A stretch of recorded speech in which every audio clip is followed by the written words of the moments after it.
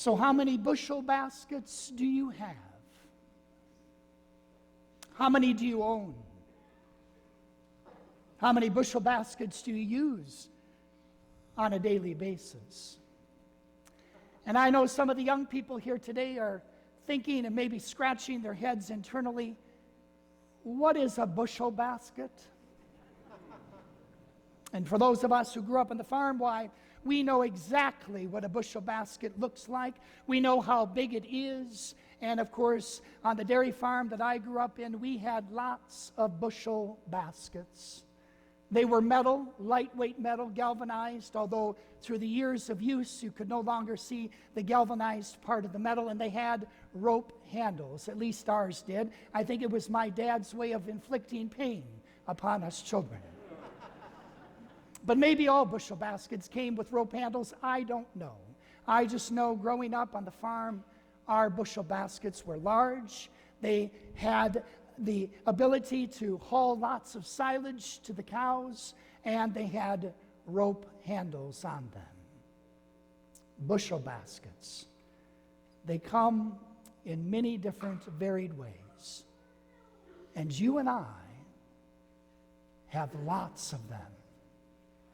And contrary to what Jesus says in today's gospel, you and I, unfortunately, why we use those bushel baskets often.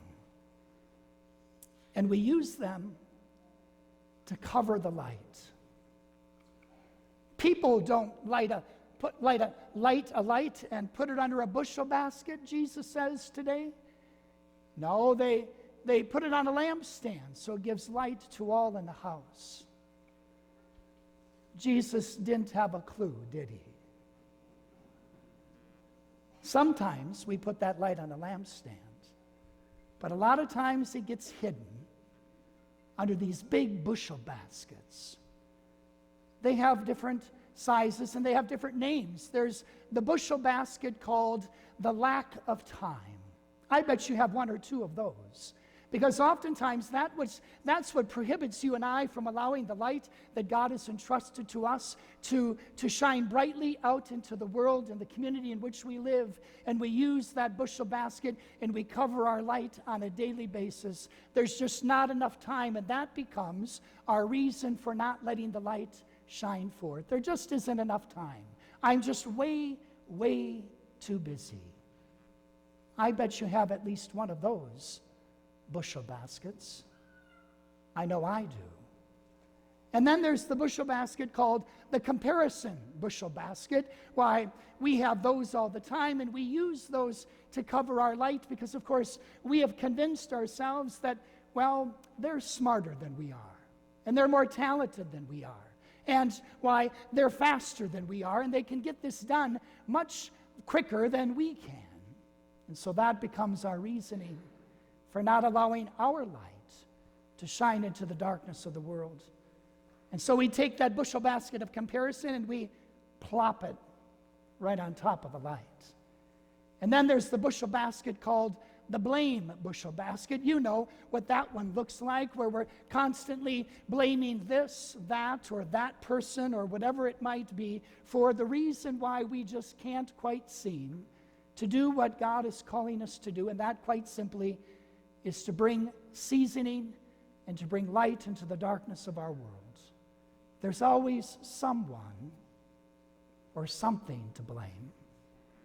And then there's the bushel basket, of course, that you and I so oftentimes use, and that is the bushel basket of recognizing that, well, we put ourselves down all the time, and we put other people down. It's called the bushel basket of judgment, where we judge ourselves and we judge others, and that so oftentimes becomes prohibitive from you and I allowing this light to shine ever so brightly, to allow the light to be put on to the lampstand. Bushel baskets are in abundance. And Jesus invites us on this fifth Sunday of ordinary time to slowly but surely get rid of them. They're not helpful. The only thing a bushel basket is good for is to haul silage to the cows. And unless you got cows, you don't need it. And yet, Jesus is mindful of the fact that bushel baskets exist. And so his whole purpose of coming into the world and of instilling within us this gift of his light was to simply remove those bushel baskets from our life. And so he, by his grace and by his love, slowly but surely takes those bushel baskets that you and I have so carefully placed over our light, and he removes them. He removes the guilt that comes with our blame and our judgment and our shame. He removes that bushel basket of the lack of time, and he recognizes and he calls upon us to realize that there are 24 hours in every day and 365 days. And this year, you're going to get an extra one, 366 days with the leap year. And he's going to invite you and I each and every day to recognize that this world needs light more than it ever has needed it before. And that light will only be encountered through us. It's been given to us. It shines brightly in us. We just need to believe that, and we need to let go of those rope-handled bushel baskets, because they just get us into trouble. They prohibit us from allowing the darkness to not have the final say. And so you and I come to this Eucharist today, and we receive the gift of Jesus Christ once again. And this light is renewed, and it shines ever more brightly in our hearts and in our lives.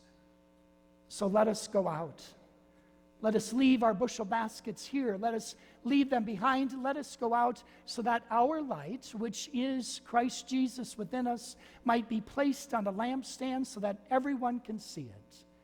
And they will see it, my friends, through our good works and our good deeds and our kindness and our compassion. For Isaiah reminds us it's quite simply doing this: feeding the hungry, giving clothing to the naked, sheltering those who are homeless and oppressed, not turning our back on our own. It's simply being the people God has created us to be. People of kindness and compassion, people who possess the gift of Christ, people who are called and destined to be the light of the world.